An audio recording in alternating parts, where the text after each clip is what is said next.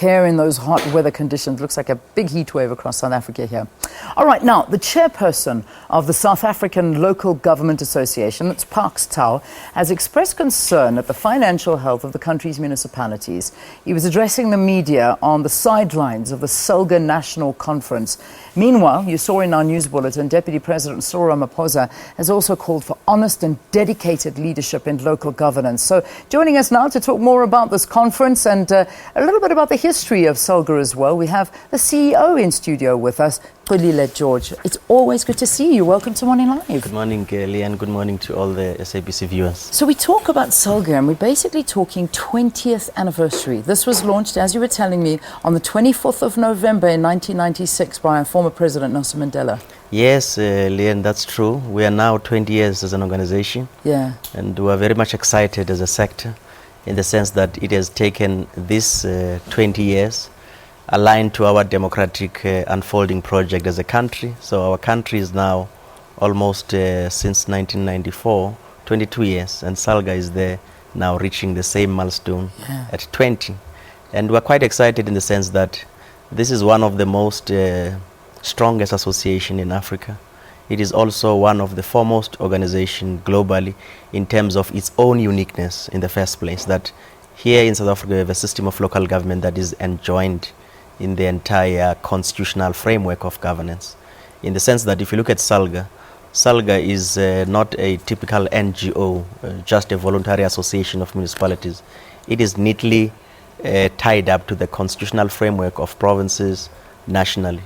And how does that work? It works in the sense that if you look at the constitution of the country, SALGA is clearly defined there to exist. It must exist as a body that represents municipalities, represents their interest, and also responsible for profiling municipalities and provide support to all of them. Yeah. So we sit in the National Council of Provinces in Parliament with 10 representatives.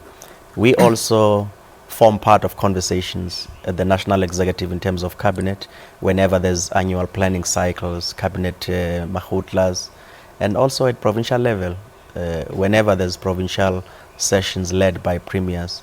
Our laws, intergovernmental relations framework, neatly enjoins SALGA into that. So it is stitched within the IGR system of our country in terms of participation. So we're quite happy where we are, and as an organization, I mean, the history is rich and the mandate is clear and everything is great. But the reality is that when you look at the financial health of our country's municipalities, they seem to always get a very, very bad rating. I mean, for instance, the Auditor General's local government audit outcome for the 2014-2015 year has rated the financial health of 92% of the country's municipalities as concerning or requiring intervention.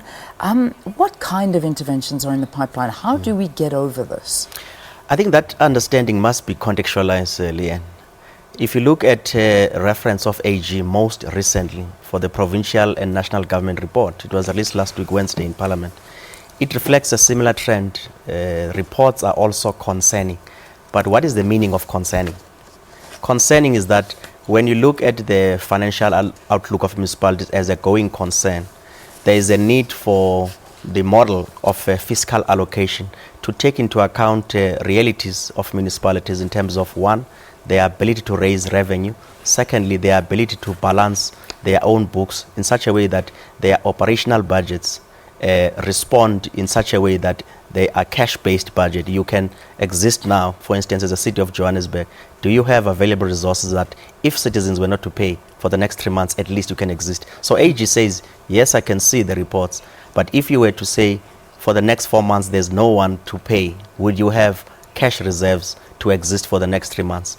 And that really reflects the macro factors on the ground, unemployment, ability for people to pay, and so on. Indeed. So if you address those critical factors, you will be able to have a citizenry that can afford to pay services, and also municipalities can implement measures in the form of tariffs that are indeed sensitive to realities on the ground. So the concerning aspect is not in the context of municipalities badly managing finances. It's more about their ability to exist as a going concern. It's an accounting issue. Yeah, but also, I mean, we had the Deputy President talking, and finally, because we have run out of time, but yesterday we heard the Deputy President speaking very, very strongly against these corrupt councillors that are there to do a job, and yet they're there more to fill their pockets than they are to help the people that they're serving.